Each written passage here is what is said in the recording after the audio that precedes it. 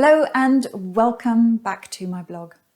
My name is Sabine. I'm a nutritionist and health coach, and I specialize in fatigue and stress management. In today's video, I would like to talk to you about how stress can affect the thyroid, and I'll give you 5 tips on how to support an underactive thyroid.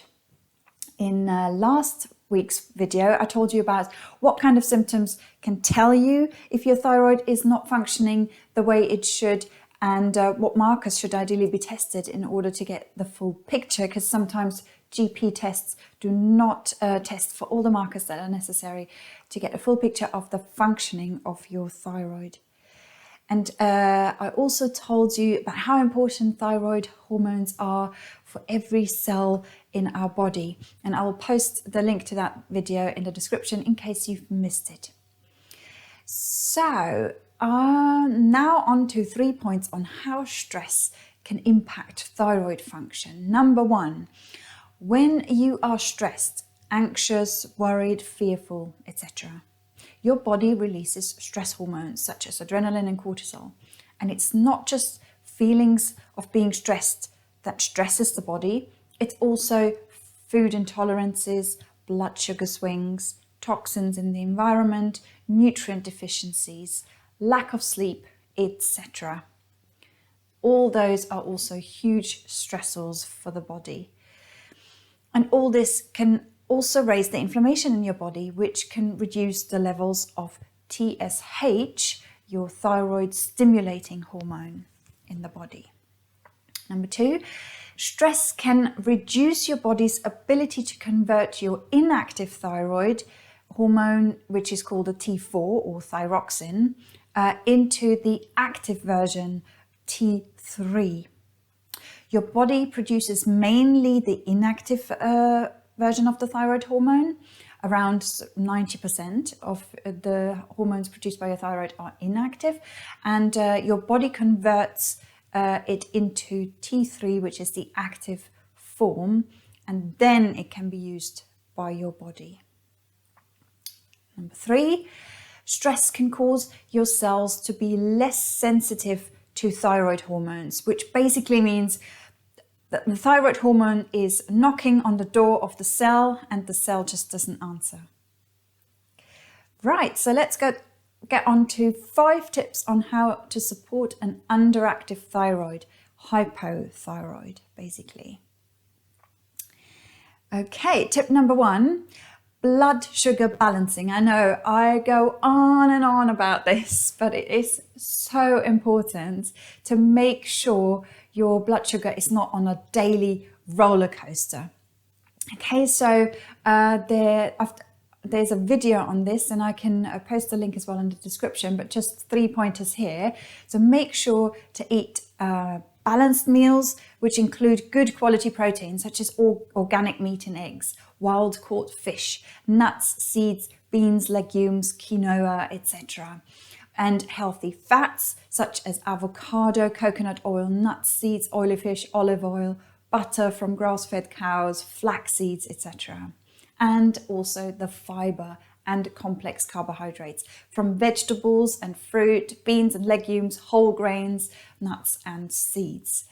And also don't skip meals. Have 3 meals a day, but skip the snacking in between.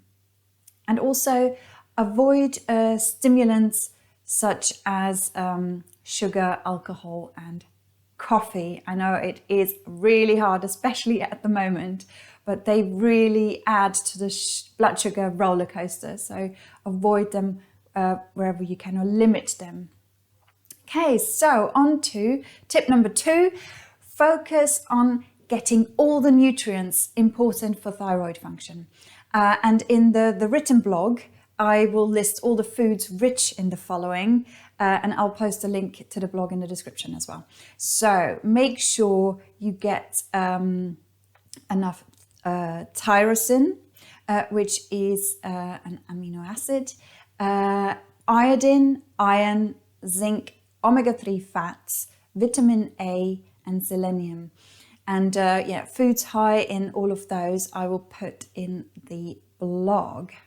Tip number 3, Avoid foods that you suspect you are intolerant to, such as gluten or dairy, for example. Gluten has been linked with Hashimoto's, which is an autoimmune thyroid disorder, which means that your immune system could start attacking your thyroid cells as it is confused and it mistakes the gluten molecule with thyroid tissue and starts to attack both.